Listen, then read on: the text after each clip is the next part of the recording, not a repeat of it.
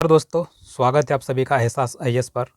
साथियों, इस वीडियो में मध्य प्रदेश कांस्टेबल परीक्षा में भारतीय इतिहास के पूछे गए प्रश्नों का संग्रह लेकर आए हैं, जिसमें प्राचीन भारत, मध्यकालीन भारत और आधुनिक भारत का इतिहास तीनों ही शामिल है। और 2020 और 23 की परीक्षाओं में अलग अलग पालियों में पूछे गए प्रश्नों का संग्रह इसमें शामिल किया गया है। चलिए बढ़ते हैं आगे। कौन से प्रश्न आ रहे हैं आपकी स्क्रीन पर। पहला प्रश्न आया है कि भारत में वैदिक सभ्यता निम्नलिखित में से किस नदी के किनारे फली फूली। ऑप्शन क्या है? झेलम, नर्मदा, भागीरथी या सरस्वती। तो इसका आंसर क्या हो जाएगा? इसका आंसर हो जाएगा ऑप्शन डी, सरस्वती। भारत में वैदिक सभ्यता सरस्वती नदी के किनारे फली फूली थी। अगला प्रश्न है, कालिदास निम्नलिखित में से किस शासक के 9 रत्नों में से एक थे। ऑप्शन है समुद्रगुप्त, चंद्रगुप्त प्रथम, चंद्रगुप्त द्वितीय और स्कंदगुप्त। तो इसका आंसर कौन सा हो जाएगा? इसका आंसर हो जाएगा ऑप्शन सी, चंद्रगुप्त द्वितीय। चलिए आगे बढ़ते हैं। तीसरा प्रश्न है, निम्नलिखित में से किस भाषा में गौतम बुद्ध ने अपना उपदेश दिया था। कौन सी भाषा में दिया था? ऑप्शन है संस्कृत, प्राकृत, पाली और हिंदी। इन चारों में से किस में उपदेश दिया गौतम बुद्ध ने? तो इसका आंसर हो जाएगा पाली। गौतम बुद्ध ने पाली भाषा में अपना उपदेश दिया था। अगला प्रश्न है, भारत में गौतम बुद्ध का जन्म कहाँ हुआ था। कहाँ जन्मे थे गौतम बुद्ध? ऑप्शन दिए हैं वैशाली, श्रावस्ती, लुम्बिनी और बोध गया। तो इसका आंसर क्या हो जाएगा? लुम्बिनी। गौतम बुद्ध का जन्म कहाँ हुआ था? लुम्बिनी में। चलिए आगे बढ़े। प्रश्न 5 है, निम्नलिखित में से कौन सा वैदिक संस्कृति का सबसे पुराना वेद है। साथियों, वैदिक सभ्यता से काफ़ी प्रश्न देखने को मिल रहे हैं इसमें। देखिए ऑप्शन क्या क्या दे रखे हैं अपने को। सामवेद दिया है, यजुर्वेद दिया है, ऋग्वेद और अथर्ववेद। साथियों अथर्व है, उसको थोड़ा ठीक से पढ़िएगा। चलिए इसका उत्तर क्या हो जाएगा? वैदिक संस्कृति का सबसे पुराना वेद कौन सा है? तो सबसे पुराना वेद है ऋग्वेद। आगे बढ़ते हैं।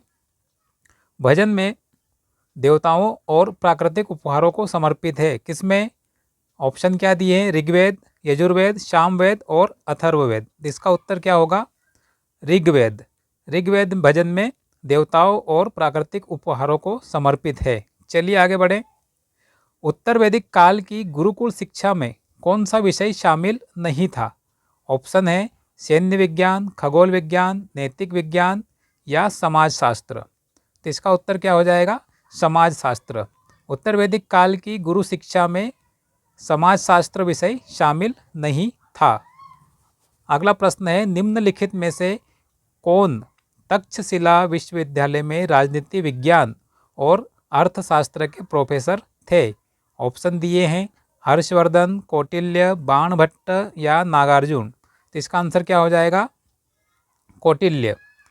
कौटिल्य क्या थे? तक्षशिला विश्वविद्यालय में राजनीति विज्ञान और अर्थशास्त्र के प्रोफेसर थे। अगला प्रश्न है, संगम युग के बारे में कौन सा कथन सही नहीं है। बड़ा अच्छा क्वेश्चन दिया है यहाँ पर। देखिए ऑप्शन क्या क्या है।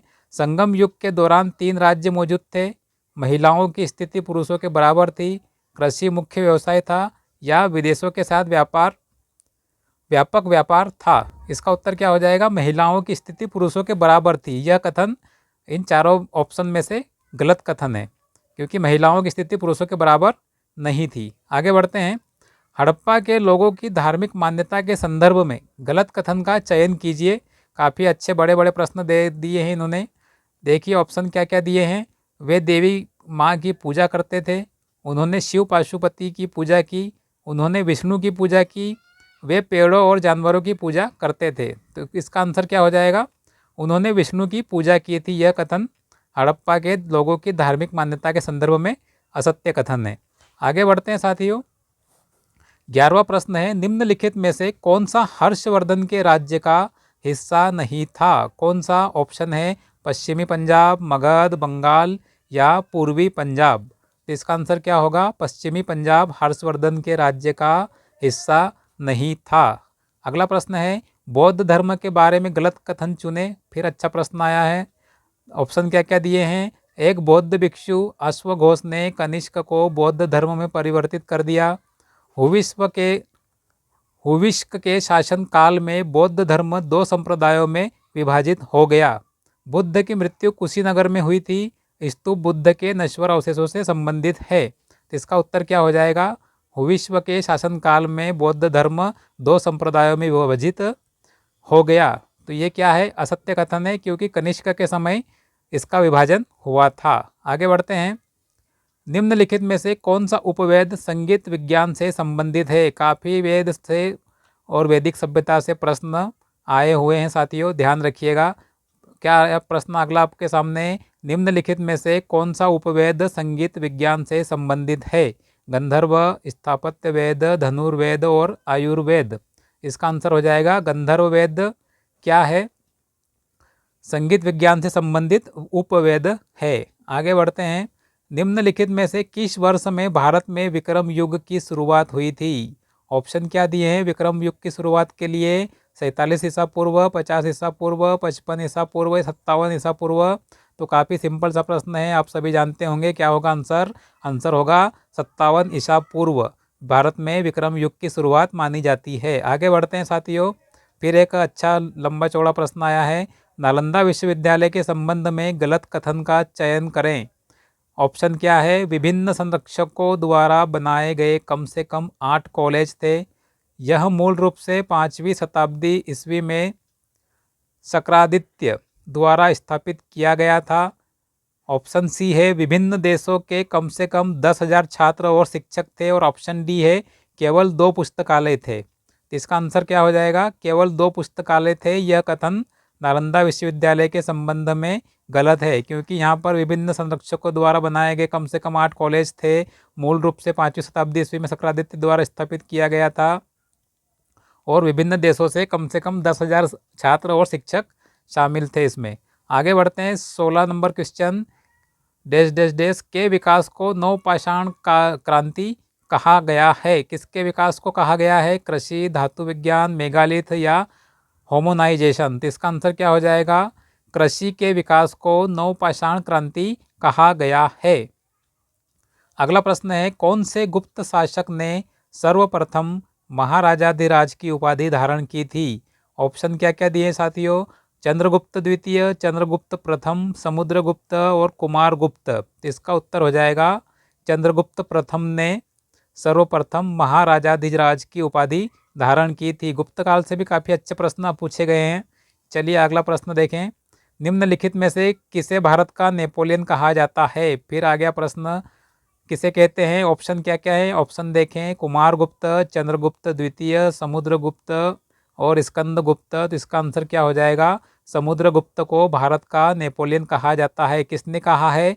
विसेंट स्मिथ ने कहा है समुद्रगुप्त को भारत का नेपोलियन। चलिए आगे बढ़ते हैं। निम्नलिखित में से किस काल को प्राचीन भारत का स्वर्ण युग कहा जाता है? फिर से देखिए आ गया प्रश्न। ऑप्शन क्या है? किसे कहते हैं प्राचीन भारत का स्वर्ण युग? मौर्य काल, गुप्त काल, वैदिक काल या कुषाण काल को? तो इसका आंसर हो जाएगा गुप्त काल को प्राचीन भारत का स्वर्ण युग कहा जाता है। चलिए आगे बढ़ें। अगला प्रश्न है, धर्मराज रथ, पल्लवकालीन प्रश्न आ गया है पल्लव काल से, कि धर्मराज रथ की मुख्य स्थापत्य विशेषताओं में शामिल नहीं है। काफ़ी अच्छा प्रश्न है ये भी। क्या क्या ऑप्शन दिए हैं? धर्मराज रथ एक अखंड संरचना है। इसका आधार वर्गाकार है लेकिन मीनार पिरामिड नुमा है। टावर में 5 स्तरों और शिखर के शीर्ष पर एक बड़ा स्तूप है। रथ को भव्य मूर्तियों से सजाया गया है। इसका उत्तर क्या हो जाएगा? टावर में 5 स्तरों और शिखर के शीर्ष पर एक बड़ा स्तूप है। यह कथन धर्मराज रथ पल्लवकालीन स्थापत्य की मुख्य विशेषताओं में शामिल नहीं है। आगे बढ़ते हैं। प्रतिहार किस परिवार के थे? ऑप्शन क्या है? सूर्य परिवार, सूर्यवंशी मतलब, मध्य एशियाई चंद्रमा परिवार चंद्रवंशी, अग्निवीर अग्निकुल, पवन परिवार या वायुकुल। तो इसका आंसर क्या हो जाएगा? इसका आंसर हो जाएगा अग्नि परिवार से, मतलब अग्निकुल के परिवार के थे। कौन? गुज्जर प्रतिहार। चलिए आगे बढ़ते हैं।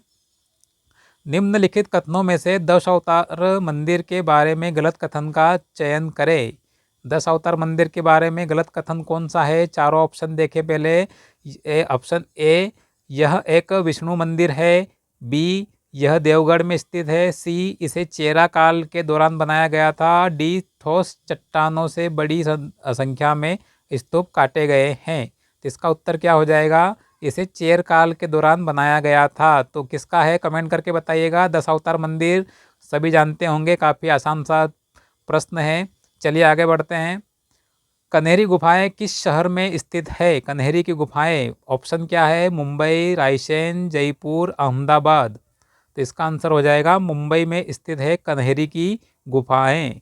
आगे देखें क्वेश्चन नंबर 24। 9वीं शताब्दी की पहली तिमाही में नन्नुका, यहाँ पर मन्नुका साथियों इसको ठीक कर लीजिएगा, नन्नुक ने टीकमगढ़ में किस राजवंश की स्थापना की थी?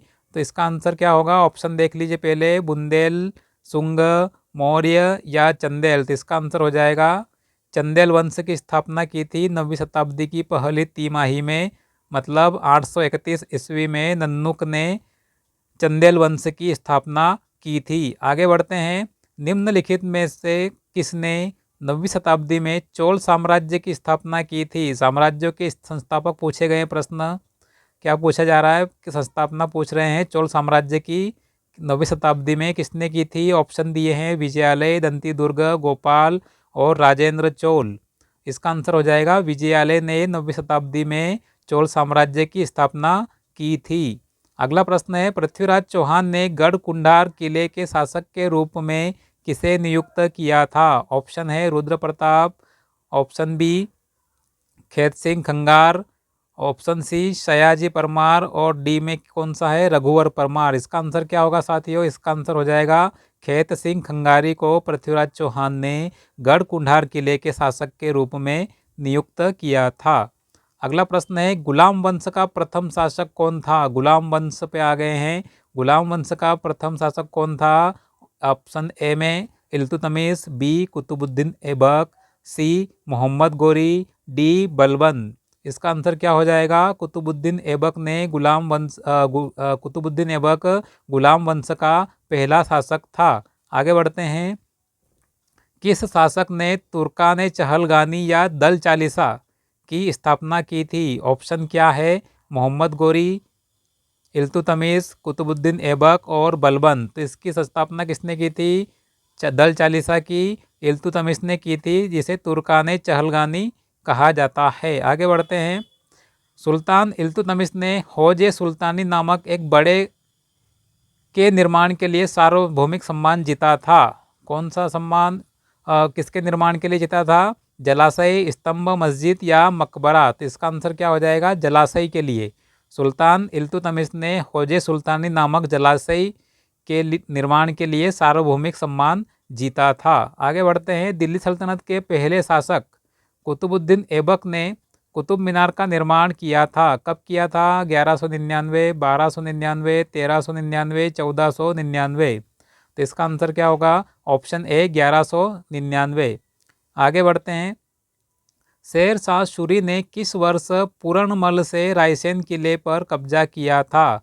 1540, 1541, 1542 या 1543 में? कब किया था? ये किया था 1543 में शेर शाह सूरी ने पूरणमल से रायसेन किले पर कब्जा किया था। आगे देखें। अमुक्त माल्यदा के बारे में गलत कथन का चयन करें। काफ़ी अच्छे प्रश्न बना रखे हैं इन लोगों ने। कौन सा प्रश्न आया है 32 नंबर में? अमुक्त माल्यदा के बारे में गलत कथन का चयन करें। ऑप्शन ए, यह वीरा नरसिम्हा राय द्वारा रचित है। ऑप्शन बी, यह तेलुगु में लिखा गया है। ऑप्शन सी, यह बताता है कि राजा को कैसे शासन करना चाहिए। ऑप्शन डी, अमुक्त माल्यदा का अनुवाद वह है जिसने खुद को पहचानने के बाद माला की पेशकश की। इसका आंसर क्या हो जाएगा? यह वीरा नरसिम्हा राय द्वारा रचित है। चलिए आगे बढ़ते हैं। Question number 33। अकबर के शासन के संबंध में सही कथन का चयन करें। अकबर से संबंधित प्रश्न आया है। क्या क्या ऑप्शन दिए हैं? 16 सूबे थे, वजीर सैन्य संगठन की देखभाल करता था, बख्शी राजस्व प्रशासन को देखता था, प्रमुख काजी न्यायाधीशों में सर्वोच्च स्थान रखता था। इसका आंसर क्या हो जाएगा? प्रमुख काजी न्यायाधीशों में सर्वोच्च स्थान रखता था। यह अकबर के शासन के संबंध में सही कथन है। आगे बढ़ते हैं। निम्नलिखित में से कौन सी स्थापत्य शैली फतेहपुर सीकरी में नहीं पाई जाती है? कौन सी ऑप्शन दिए हैं, फारसी, मध्य एशियाई, भारतीय या गोथिक। तो इसका आंसर हो जाएगा गोथिक शैली फतेहपुर सिकरी में नहीं पाई जाती है।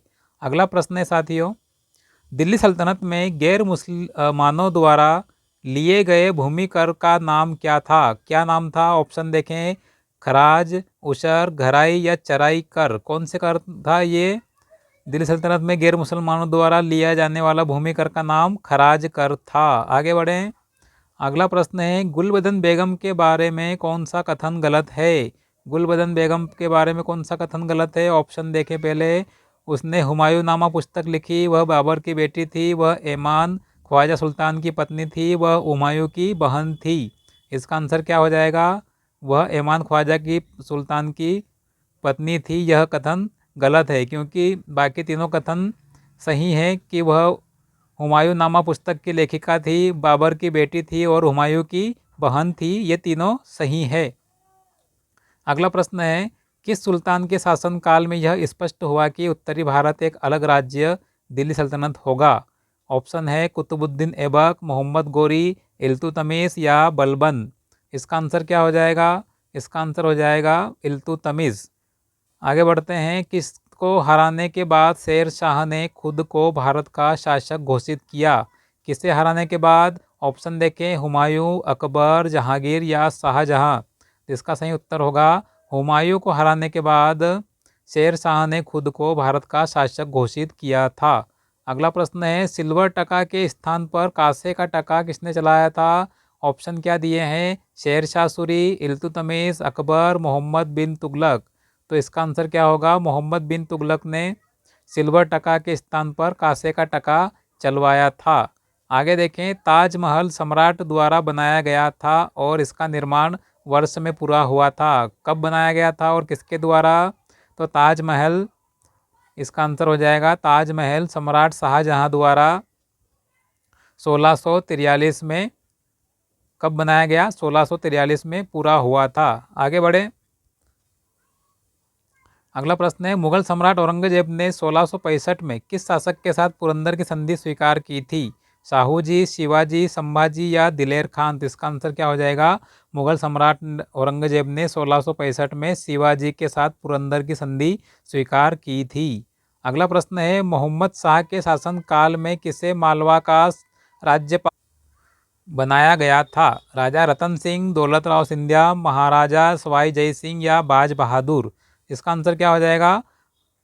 महाराजा सवाई जय सिंह को मोहम्मद शाह के शासनकाल में मालवा का राज्यपाल बनाया गया था। अगला प्रश्न है साथी, सिराजुद्दौला किसकी मृत्यु के बाद बंगाल का नवाब बना था? अलीवर्दी खान, मीर कासिम, शाहबाज अहमद खान, मीर जाफर। तो इसका आंसर क्या होगा? अलीवर्दी खान के बाद सिराजुद्दौला क्या बना था? बंगाल का नवाब।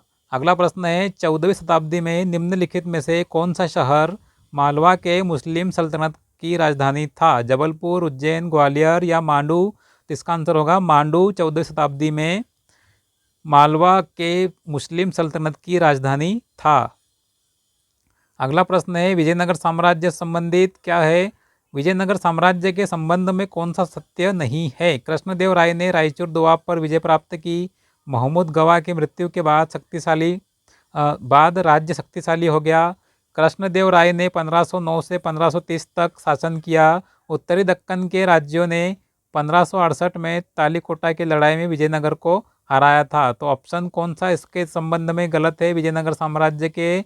तो उत्तरी दक्कन के राज्यों ने 1568 नहीं 1565 में तालीकोटा की लड़ाई में विजयनगर को हराया था। इस लड़ाई का नाम राक्षस टंगड़ी और बन्नी हट्टी की लड़ाई भी है। आगे बढ़ते हैं, सिराजुद्दौला की सेना का कौन सा सेनापति प्लासी के युद्ध में कभी नहीं लड़ा? मीर कासिम, मीर जाफर, हैदर अली, शाहबाज खान। इसका आंसर क्या होगा? मीर जाफर सिराजुद्दौला की सेना का सेनापति प्लासी के युद्ध में कभी नहीं लड़ा था। आगे बढ़े, निम्नलिखित में से किसने भागवत गीता का सबसे पहले अंग्रेजी भाषा में अनुवाद किया था? Jonathan Duncan, William Jones, Charles Wilkins, John Augustus. तो इसका आंसर क्या होगा? चार्ल्स विल्किंस ने भगवत गीता का सबसे पहले अंग्रेजी भाषा में अनुवाद किया था। अगला क्वेश्चन है, भारतीय राष्ट्रीय कांग्रेस की पहली बैठक में आयोजित हुई थी। कहाँ हुई थी पहली बैठक? इलाहाबाद, कानपुर, बॉम्बे या कलकत्ता में? तो भारतीय राष्ट्रीय कांग्रेस की पहली बैठक बॉम्बे में आयोजित की गई थी। अगला प्रश्न है, गांधी जी के नेतृत्व में अहमदाबाद मिल हड़ताल निम्नलिखित में से किस वर्ष हुई थी? 1917, 1915, 1918 या 1920? तो इसका आंसर क्या हो जाएगा? इसका आंसर होगा 1918 में गांधी जी के नेतृत्व में अहमदाबाद मिल हड़ताल हुई थी। लास्ट क्वेश्चन है साथियों, 50 नंबर। निम्नलिखित में से किसने 1923 में स्वराज पार्टी की स्थापना की? मोतीलाल नेहरू और चित्तरंजन दास, महात्मा गांधी और मोतीलाल नेहरू, चित्तरंजन दास और लाला लाजपत राय या बाल गंगाधर तिलक? तो इसका आंसर क्या हो जाएगा? मोतीलाल नेहरू और चित्तरंजन दास ने 1923 में स्वराज पार्टी की स्थापना की थी। साथियों, इस तरह से भारतीय इतिहास से पूछे गए प्रश्न आपके लिए लेके आए थे इस वीडियो में। नेक्स्ट वीडियो जल्दी आपके लिए लेके आएंगे। धन्यवाद साथियों।